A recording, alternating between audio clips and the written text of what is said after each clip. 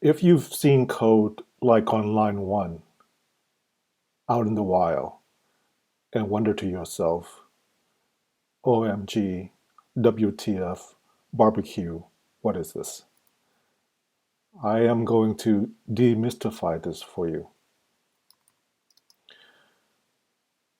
In JavaScript ES 5.1, we've seen this type of function before, where a function is returning another function, referred to as currying. Nothing to do with exotic cuisine, although I do love a good meat curry. Currying is a computer science concept that was developed decades ago in the realm of functional programming. So how did we get from here to here in ES6? By the way, you can do this add version of the function declaration as an expression as well. And here's an example of that. Okay. So in ES6, we can shorten this syntax to make it look like this up here on line 1.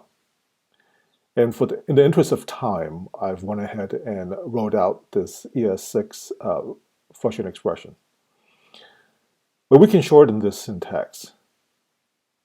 So in ES6 plus syntax, if you only have one parameter in the lambda, also known as the BBW function, arrow function, whatever,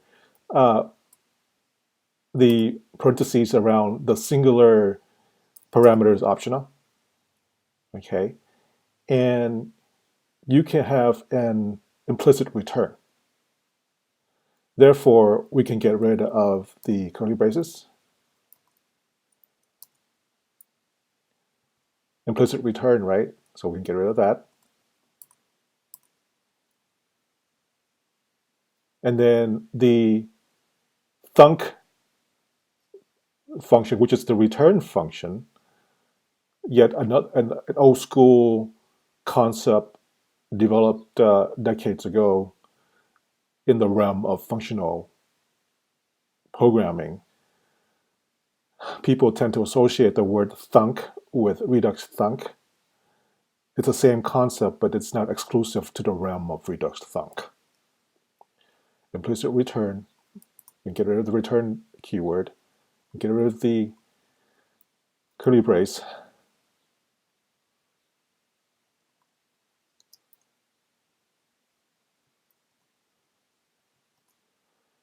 we only have one parameter here, so we can get rid of the parentheses. And since I'm not hipster enough to not use a semicolon, I'm going to add a semicolon anyways, because, I'm old school like that. So there you have it. Let's test this, shall we? Same result. Okay, so what if you want concurrency with this?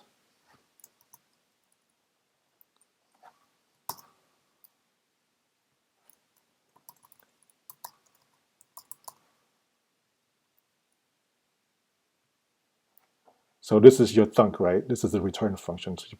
And this is where I want the concurrency to occur.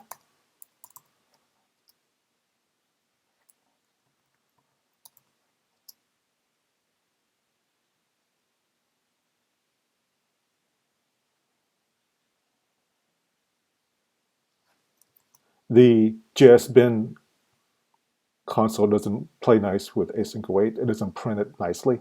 So I'm going to use the Chrome terminal.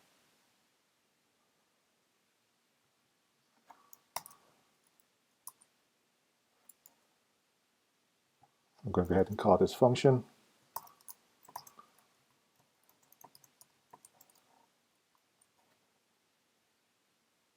There it is. Hopefully you can see that on the video. That's it. Simple as that.